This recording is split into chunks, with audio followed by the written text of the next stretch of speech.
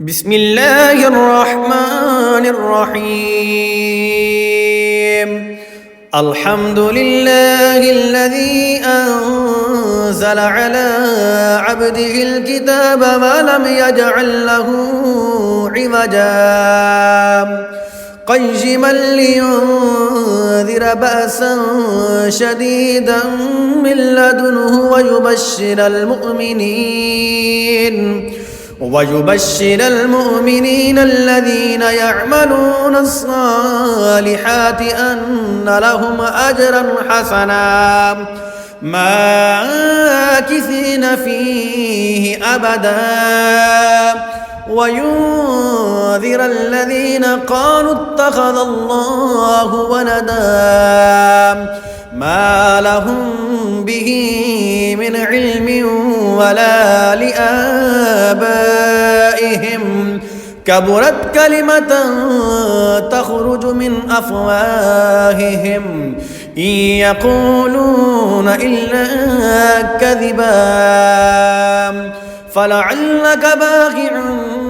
نفسك على آثارهم إن لم يؤمنوا بهذا الحديث أسفا إنا جعلنا ما على الأرض زينة لها لنبلوهم أيهم أحسن عملا وإنا لجاعلون ما عليها صعيدا جرزا أم حسبت أن أصحاب الكهف والرقيم كانوا من آياتنا عجبا إذا أوى الفتية إلى الكهف فقالوا ربنا آتنا من لدنك رحمة وهيئ لنا من أمرنا رشدا فضربنا على آذانهم في الكهف سنين عددا ثم بعثناهم لنعلم أي الحزبين أحصى لما لبثوا أمدا نحن نقص عليك نبأهم بالحق إنهم فتية آمنوا بربهم وزدناهم هدى وربطنا على قلوبهم إذ قاموا فقالوا ربنا رب السماوات والأرض لن ندعو من دونه إلها لقد قلنا إذا شططا هؤلاء قوم اتخذوا من دونه آلهة لولا يأتون عليهم بسلطان بين فمن أظلم ممن افترى على الله كذبا وإذ اعتزلتموهم وما يعبدون إلا الله فأبوا إلى الكهف ينشر لكم ربكم من رحمته ويهيئ لكم من أمركم مرفقا وترى الشمس إذا طلعت تزاور عن كهفهم ذات اليمين وإذا غربت تقرضهم ذات الشمال وهم في فجوة منه ذلك من آيات الله من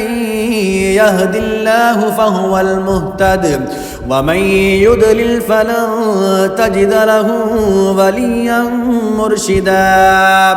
وتحسبهم أيقاظا وهم رقود الجنود ونقلبهم ذات اليمين وذات الشمال وكلبهم باسط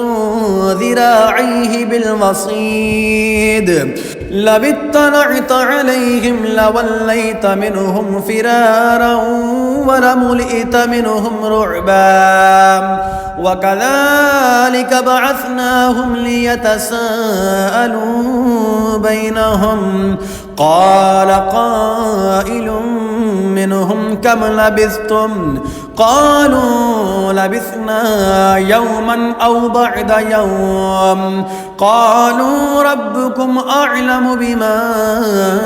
لبثتم فابعثوا أحدكم بورقكم هذه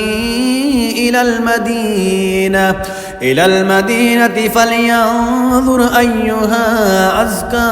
طعاما فليأتكم برزق منه وليتلطف ولا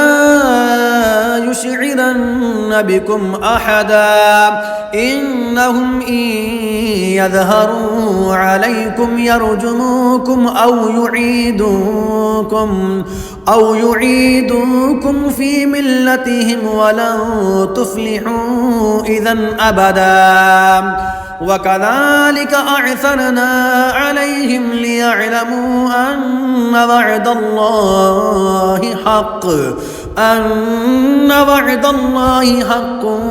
وأن الساعة لا ريب فيها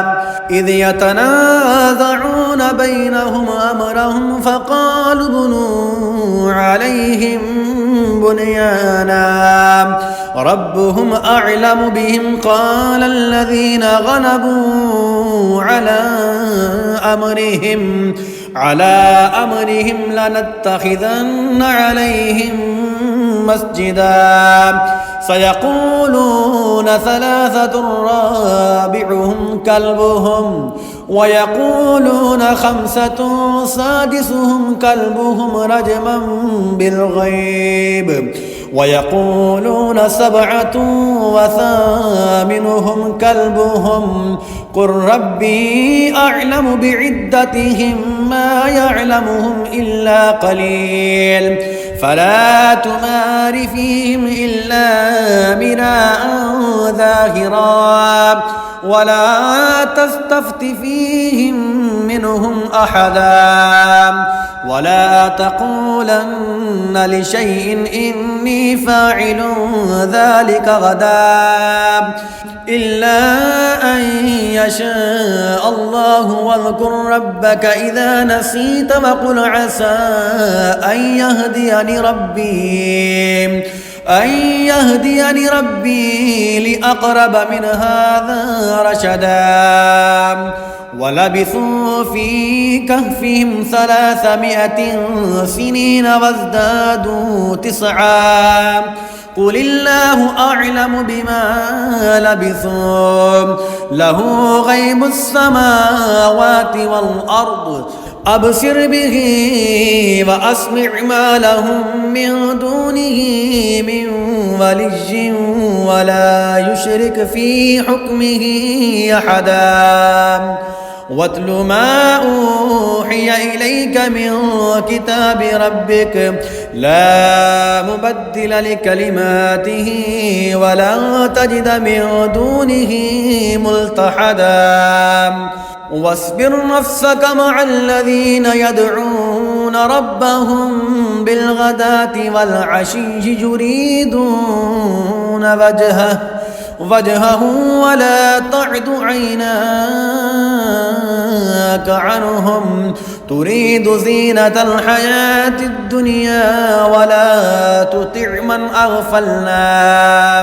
من أغفلنا قلبه عن ذكرنا واتبع هواه وكان أمره فرطا وقل الحق من ربكم فمن شاء فليؤمن ومن شاء فليكفر إنا أعتدنا للظالمين نارا أحاط بهم سرادقها وإن يستغيثوا يغاثوا بماء كالمهل يشوي الوجوه بئس الشراب وساءت مرتفقا إن الذين آمنوا وعملوا الصالحات إنا لا نضيع أجر من أحسن عملا أولئك لهم جنات عدن تجري من تحتهم الأنهار يحلون فيها من أساور من ذهب ويلبسون ثيابا خضرا من سندس واستبرق متكئين فيها على الأرائك نعم الثواب وحسنت مرتفقا واضرب لهم مثل الرجلين جعلنا لأحدهما جنتين من أعناب وحففناهما بنخل وجعلنا بينهما زرعا كلتا الجنتين آتت أكلها ولم تظلم منه شيئا وفجرنا خلالهما نهرا وكان له ثمر فقال لصاحبه وهو يحاوره أنا أكثر منك مالا وأعز نفرا ودخل جنته وهو ظالم لنفسه قال ما أظن أن تبيد هذه أبدا وما أظن الساعة قائمة ولئن رددت إلى ربي لأجدن خيرا منها منقلبا قال له صاحبه وهو يحاوره أكفرت بالذي خلقك من تراب ثم من نطفة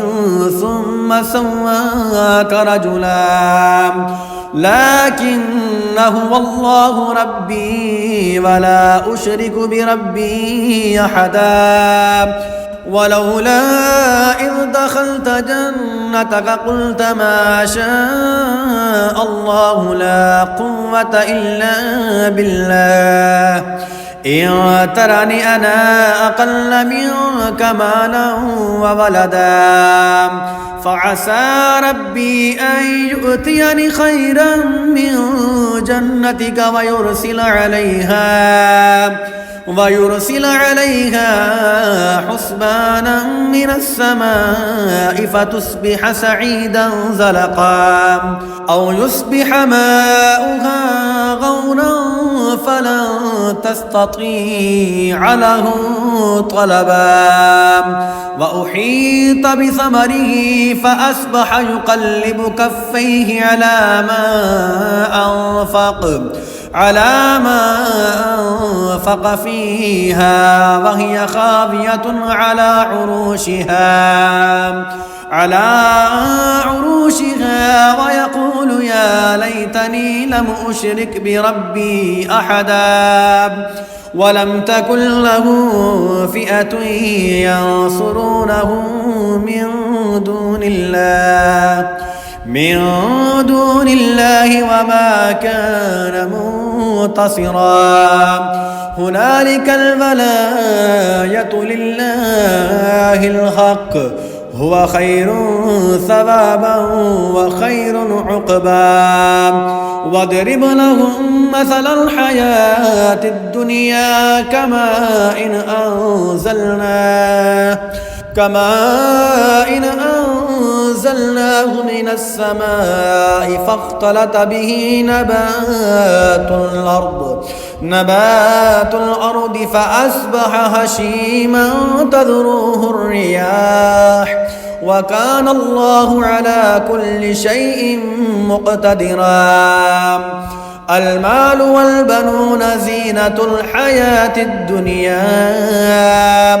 والباقيات الصالحات خير عند ربك ثوابا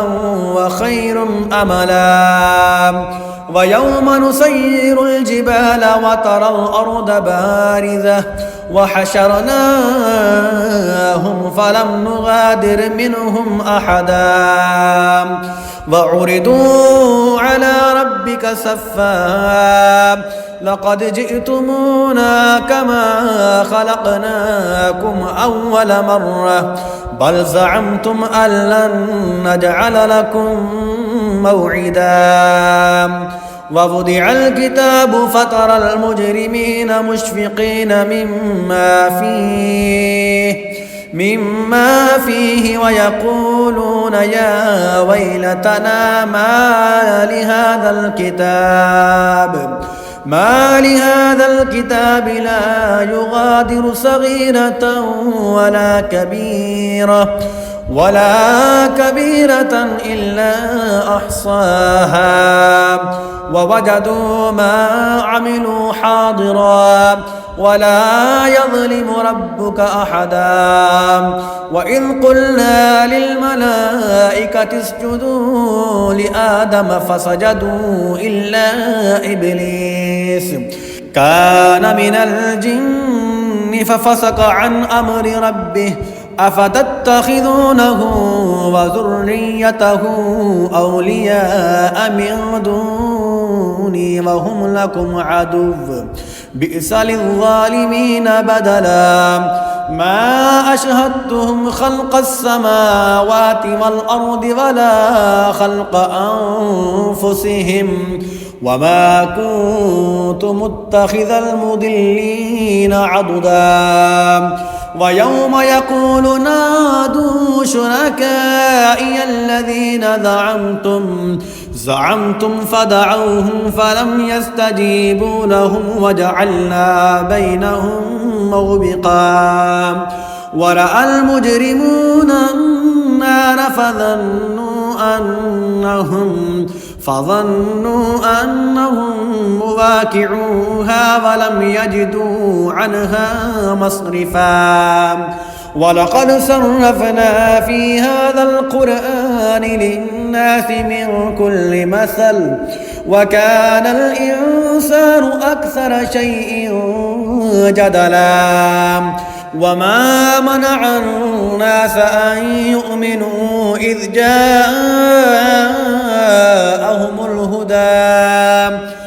جاءهم الهدى ويستغفروا ربهم إلا أن تأتيهم سنة الأولين أو يأتيهم العذاب قبلا. وما نرسل المرسلين إلا مبشرين ومنذرين ويجادل الذين كفروا بالباطل ليدحضوا به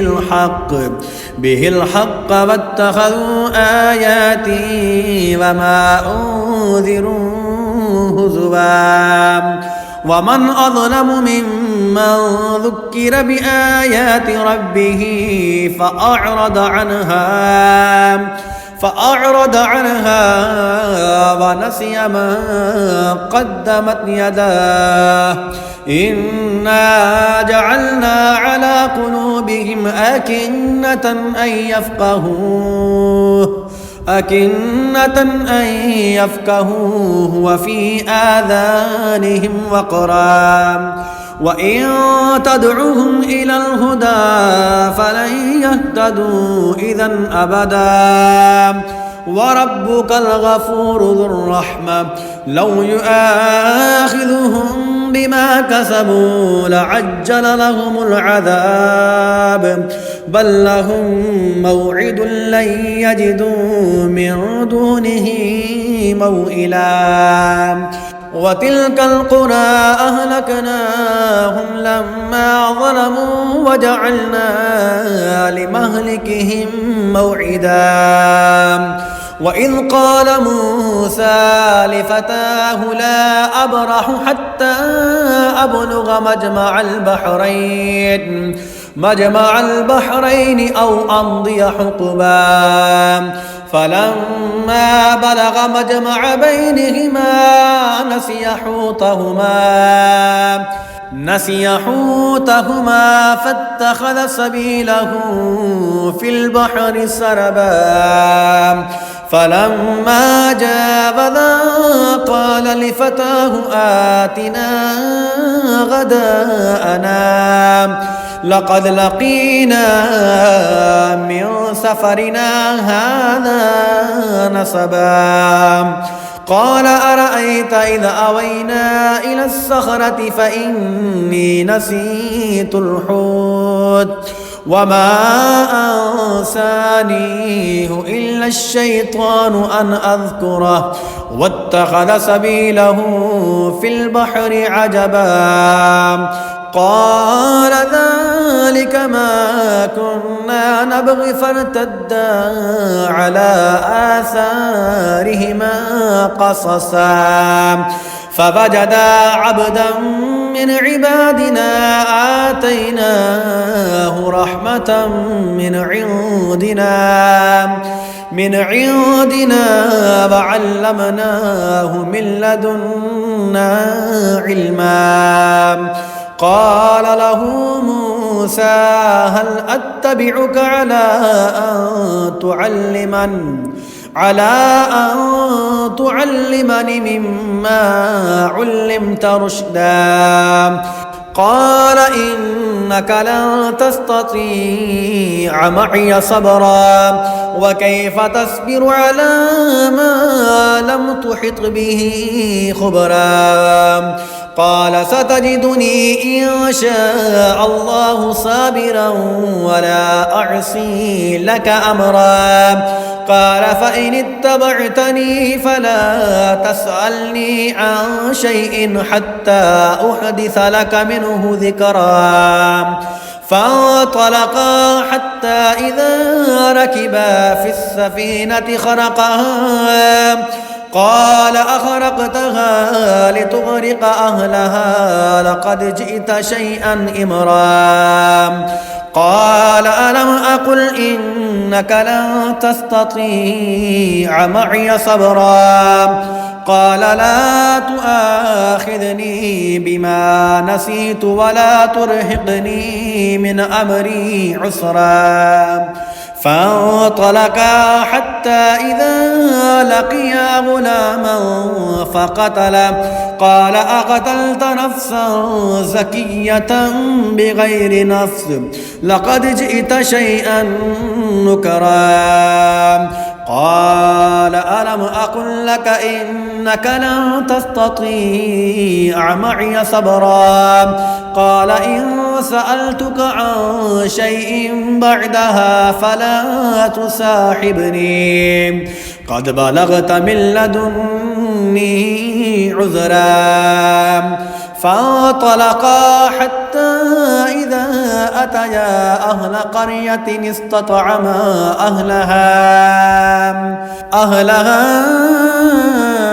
فأبوا أن يضيفوهما فوجدا فيها جدارا يريد أن ينقض فأقامه قال لو شئت لاتخذت عليه أجرا قال هذا فراق بيني وبينك سأنبئك بتأويل ما لم تستطع عليه صبرا أما السفينة فكانت لمساكين يعملون في البحر فأردت أن أعيبها فكان وراءهم ملك يأخذ كل سفينة غصبا. وأما الغلام فكان أبواه مؤمنين فخشينا أن يرهقهما طغيانا وكفرا فأردنا أن يبدلهما ربهما خيرا منه زكاة وأقرب رحما. وأما الجدار فكان لغلامين يتيمين في المدينة فكان تحته كنز لهما وكان أبوهما صالحا فأراد ربك أن يبلغا أشدهما ويستخرجا كنزهما رحمة من ربك وما فعلته عن أمري ذلك تأويل ما لم تستطع عليه صبرا. ويسألونك عن ذي القرنين قل سأتلو عليكم منه ذكرا. إنا مكنا له في الأرض وآتيناه من كل شيء سببا فأتبع سببا حتى إذا بلغ مغرب الشمس وجدها تغرب في عين حمئة ووجد عندها قوما قلنا يا ذا القرنين إما أن تعذب وإما أن تتخذ فيهم حسنا. قال أما من ظلم فسوف نعذبه ثم يرد إلى ربه فيعذبه عذابا نكرا. وأما من آمن وعمل صالحا فله جزاء الحسنى وسنقول له من أمرنا يسرا. ثم أتبع سببا حتى إذا بلغ مطلع الشمس وجدها تطلع على قوم لم نجعل لهم من دونها سترا. كذلك وقد أحطنا بما لديه خبرا. ثم أتبع سببا حتى إذا بلغ بين السدين وجد من دونهما قوما لا يكادون يفقهون قولا. قالوا يا ذا القرنين إن يأجوج مفسدون في الأرض فهل نجعل لك خرجا على أن تجعل بيننا وبينهم سدا. قال ما مكنني فيه ربي خير فأعينوني بقوة أجعل بينكم وبينهم ردما. آتوني زبر الحديد حتى إذا ساوى بين الصدفين قال انفخوا حتى إذا جعله نارا قال آتوني أفرغ عليه قطرا. فما استطاعوا أن يظهروه وما استطاعوا له نقبا. قال هذا رحمة من ربي فإذا جاء وعد ربي جعله دكا وكان وعد ربي حقا. وتركنا بعضهم يومئذ يموج في بعض ونفخ في الصور فجمعناهم جمعا وعرضنا جهنم يومئذ للكافرين عرضا الذين كانت أعينهم في غطاء عن ذكري وكانوا لا يستطيعون سمعا أفحسب الذين كفروا أن يتخذوا عبادي من دوني أولياء إنا أعتدنا جهنم للكافرين نزلا قل هل ننبئكم بالأخسرين أعمالا الذين ضل سعيهم في الحياة الدنيا وهم يحسبون أنهم يحسنون صنعا أولئك الذين كفروا بآيات ربهم ولقائه فحبطت أعمالهم فلا نقيم لهم يوم القيامة وزنا ذلك جزاؤهم جهنم بما كفروا واتخذوا آياتي ورسلي هزوا إن الذين آمنوا وعملوا الصالحات كانت لهم جنات الفردوس نزلا خالدين فيها لا يبغون عنها حولا قل لو كان البحر مدادا لكلمات ربي لنفد البحر قبل أن تنفد كلمات ربي ولو جئنا بمثله مددا قل إنما أنا بشر مثلكم يوحى إلي أنما إلهكم إله واحد فمن كان يرجو لقاء ربه فليعمل عملا صالحا ولا يشرك بعبادة ربه أحدا.